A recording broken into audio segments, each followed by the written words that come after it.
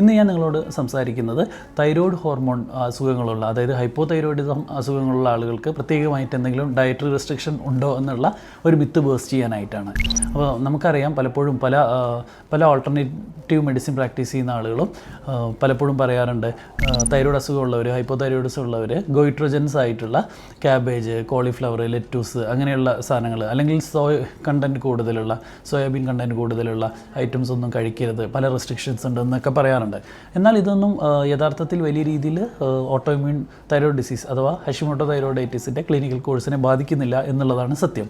പലപ്പോഴും ഇതിലടങ്ങിയിരിക്കുന്ന ഗോയിട്രജൻസ് അല്ലെങ്കിൽ തയോസൈനേറ്റ് വിഭാഗത്തിൽപ്പെടുന്ന കോമ്പൗണ്ട്സ് വളരെ കുറഞ്ഞ അളവിൽ മാത്രമേ ഉള്ളൂ. നമ്മൾ ഒരു ദിവസം 5-6 കേബേജൊക്കെ കഴിക്കുകയാണെങ്കിൽ മാത്രമേ ഇത് തൈറോയിഡിൻ്റെ ഫംഗ്ഷനെ അഫക്റ്റ് ചെയ്യുകയുള്ളൂ. അപ്പം തീർച്ചയായും ഇത്തരം മിത്തുകളിൽ വീണ് പോകരുത്. നമുക്ക് കൃത്യമായിട്ട് മനുഷ്യൻ്റെ ഹെൽത്തിന് സഹായകരമായിട്ടുള്ള പച്ചക്കറികൾ, പഴങ്ങൾ, അതോടൊപ്പം തന്നെ ധാന്യങ്ങൾ, കൂടാതെ ലീൻ പ്രോട്ടീൻ അല്ലെങ്കിൽ ഹെൽത്തി ഫാറ്റ്, ഇതൊക്കെ തൈറോയ്ഡ് രോഗികളും മറ്റുള്ളവരെ പോലെ തന്നെ അവർക്ക് കഴിക്കാൻ സാധിക്കുന്നതാണ്. പിന്നെ അയഡിൻ്റെ അളവ് തൈറോയിഡിൻ്റെ ഹെൽത്തിന് പ്രധാനപ്പെട്ട ഒന്നാണ്. അപ്പോൾ വീടുകളിലൊക്കെ അയഡൈസ് സോൾട്ടാണ് നമ്മൾ ഉപയോഗിക്കേണ്ടത്. മനസ്സിലാക്കേണ്ടത്, ഇന്ത്യയിൽ ഇറങ്ങുന്ന എല്ലാ സോൾട്ടും ഇപ്പോൾ നിയമപ്രകാരം തന്നെ അയഡൈസ് സോൾട്ടാണ് എന്നുള്ളതാണ്.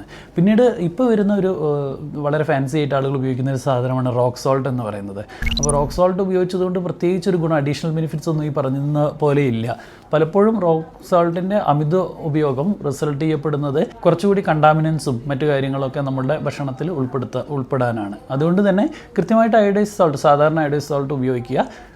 സാധാരണ ആളുകൾ ഉപയോഗിക്കുന്നതിൻ്റെ ഭക്ഷണക്രമങ്ങളൊക്കെ നമുക്ക് തൈറോയ്ഡ് രോഗമുള്ളവർക്കും പിന്തുടരാവുന്നതാണ്. യാതൊരു പ്രയാസവും ഉണ്ടായിരിക്കുകയില്ല. Thank you. Stay healthy.